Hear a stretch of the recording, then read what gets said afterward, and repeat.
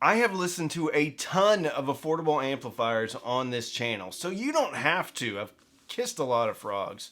But there's some princes in there. Nope, this sounds weird. These are 4 of my favorite affordable amplifiers. These videos have already been put out. Some of them are old, some of them are more recent. But these are the final thoughts from those 4 videos. If you've watched them, you don't need to watch again. I'll also link in the description the full video on each of them if you want to check them out. So sit down, grab a cup of coffee, and enjoy these 4 very high-performing affordable amplifiers.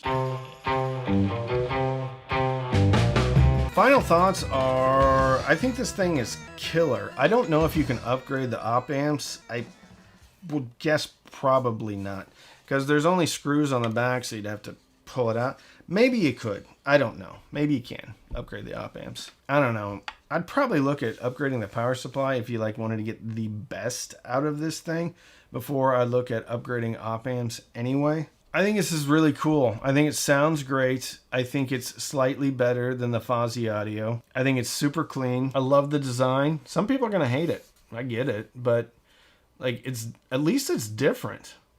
At least this thing is different, and it's going to look cool on your desk, or even if you're using it as a soundbar replacement. Once again, though, the only way to use the variable output to control a subwoofer, as far as level on the subwoofer goes, is you're going to have to control it via this volume knob. If you hook up a T8 and you control volume on this, it's not going to control the volume or the level on the subwoofer. I think it's killer. I think it's killer. $130. I think there's a coupon right now. $130 though, so it's going to be a lot more expensive than the A07.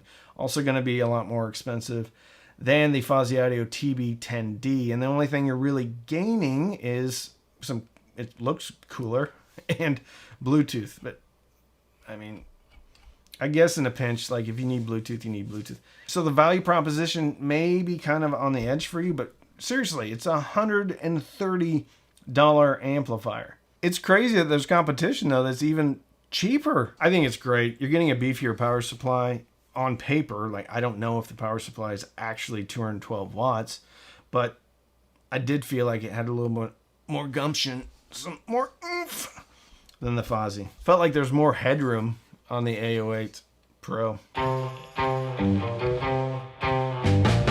Fan of the channel and you've watched any of my previous videos, you probably know that I personally am a big fan of any amp that uses the 3255 chipset from TI. Most of those amps do a good job of integrating that chipset. However, the previous generation, or the first generation of the Fosi Audio TB10D as in Delta, was not good.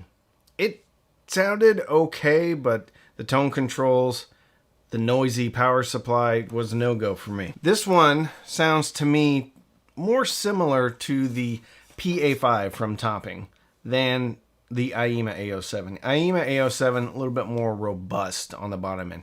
However, when you change the op amps on the Aiyima A07 to something like the Sparkos Labs op amps, start to sound a little bit like this. I don't know what op amps are in here. I don't know if you can swap them either easily. Technically, you can change out any op amps, but some products are going to be a bit more difficult to do that than others. As it sits, this thing is detailed, clean. Soundstage and imaging is wide, big. Whatever power supply they chose for this one, very good. Very good. I'm really impressed. To my ear, this sounds similar to the Akatika PT 102, which is a kit amp, but it's a very good kit amp. And I think they're going to start building them again. Is it better than the Aiyima A07? I don't know. That's hard to say. A little bit of a different sound signature. I think this one's a bit cleaner. The A07 has a little bit more functionality because on the back of this one, it's just an RCA input and then 2 speaker outputs. And then power input right there. The A07 has a 3.5 millimeter output jack here. So you could hook up a subwoofer to the A07. So what you're getting with the Fosi is tone controls and I think a little bit cleaner sound. What you're getting with the Aiyima is the option to roll the op amps very easily. Also a 3.5 millimeter output that you could use to connect to a subwoofer. And then you would control overall volume on the Aiyima. You don't have that option here. However, if you have a subwoofer with speaker level inputs, you can just take a line off of the speaker jacks here and then right into the subwoofer. So there's a little bit of a different functionality, but technically speaking, you can put a subwoofer on the Fosi. You can't really put tone controls on the Aiyima unless you're putting an EQ or something like that in line. I think there's a ton to like here on this Fosi audio, and kudos to them for upgrading this thing. Kudos to them for reaching out to me and being like cool about it, not getting defensive. I think more companies should do that because I do this for everybody. Like, I want to find the best deals that I can for people starting out in hi-fi, or if somebody just doesn't have a ton of money and they want a great system. So I'm still kind of surprised that Fosi Audio did this. It's a great sounding amplifier. It does have tone controls, and those tone controls are not heavy-handed anymore. The quality of the pots is really good. Functionally, it's great. I have nothing to complain about. At $72, which is what the coupon gives you right now, $72 for a 3255 amp. $72 for an amp that sounds fantastic. So good for a Class D amplifier. You can upgrade it to get more power. Nothing to complain about. Absolutely nothing. 10 out of 10. Great job, Fosi Audio. I am super impressed. Pretty amazing. Also, if you ever outgrow this as far as power goes, you can buy an A07, which is a little bit beefier if you put a really powerful power supply on it, and you can get even more power, and then this just becomes a DAC preamp, basically. Mostly digital, but you do have one RCA input. Preamp or power amp. So you can start off with this, and then if you want to, add a more powerful or different power amplifier. Versatile. If you click on the link, it tells you what tubes these are, so if you're so inclined, you can tube roll. I didn't do it because, well, I don't think I have any tubes this size.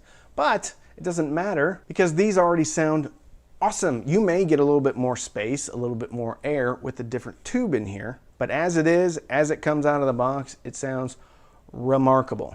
There are going to be better amps out there that probably soundstage better, but for this price, we have to have reasonable expectations. And when I'm listening to a product at this price, I'm worried about how does it sound? Is it veiled at all? Is the mid-range bad? Is the treble too harsh? Is it too thin on the bottom? Answer to all those questions are no. Johnny Cash, Hurt, was remarkable. His voice was a bit stepped back because he's a bit forward in that mix, but it smoothed things out a little bit without covering up any detail. Bass may get a bit sloppy, but again, I was listening to a $65 pair of speakers. And the takeaway on that was I wanted to listen to the next track, and that's my big litmus test for a product. Those two products together are less than $200, and they made me want to listen to another track. They made me want to listen to the tracks in their entirety. They made me enjoy the music. For $200, you can be up and running in a desktop situation with the T9 and a pair of Mookies. If you ever want to scale up, this will do it. You can add more expensive speakers. This can also be one of the coolest looking soundbar replacements. Sitting up near your TV, lights off, warm orange glow from the tubes, warm yellowish glow, golden glow from the UV meters. This is an awesome product, and I would run and not walk and buy one of these if you are at all in the need for a desktop amplifier or you want to put together a soundbar replacement, because with a 3.5mm auxiliary out, you can hook up a subwoofer. It has a remote control. It is one of the coolest looking amplifiers I've seen, and it's $120. In December, I would be surprised if this was not one of my products of the year. We're still not even through the first quarter yet, but I am blown away by this thing. I absolutely love it, and this will be taking up probably permanent residence for my desktop speaker amp. Final thoughts. Incredibly versatile integrated amplifier at an incredible price. $350 gives you so much. You can just connect a Weem mini streamer to it and be done. Streaming amplifier for about $400.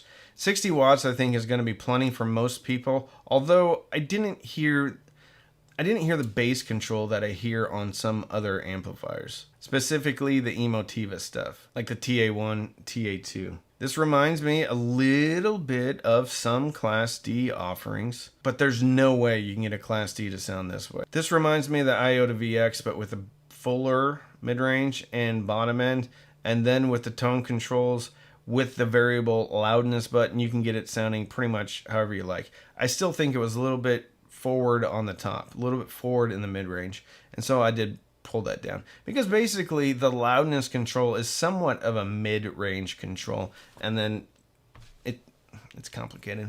I don't understand it really.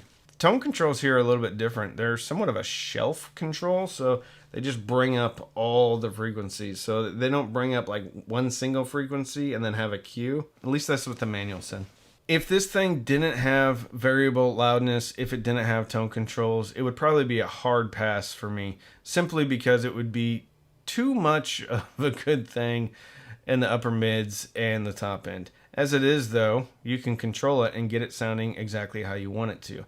Does it compare to the CR800? No, it does not. The CR800 from 1974 is completely in control of the bass. The top end's not quite as harsh, and it's a heck of a lot more spacious than the AS301. However, the AS301 is an outstanding value at $350 and is so versatile that you can get it to sound pretty much however you want it to. A little bit of an edge on top, but at $350, it is a winner. And right now they have an open box for $300 on Crutchfield, which makes me mad because I was holding out to get an open box to do this review because Yamaha didn't send this to me. I just bought it. But it's there, available. There's one available. So if you're interested, I would snatch it up. Yamaha has been around for a long time, making a ton of amplifiers. I don't think you can go wrong with this amplifier from a company like Yamaha. So if you want to support the channel, you can sign up for Patreon, patreon.com/cheapaudioman, Patron Zooms, Patron Facebook, Patron Discord. You can use the affiliate links. If you click and you buy, I do get a commission, but it doesn't cost you any more. Buy me a cup of coffee with the thanks button down below, but don't feel compelled to buy me anything. You can also just like and subscribe to the channel. That helps out the channel quite a bit too. So don't binge watch anything on Netflix or Hulu. Binge listen through your new Binge listen through your new Yamaha AS301 and fill your soul with happiness. With that, I'm Randy. I'm the Cheap Audio Man.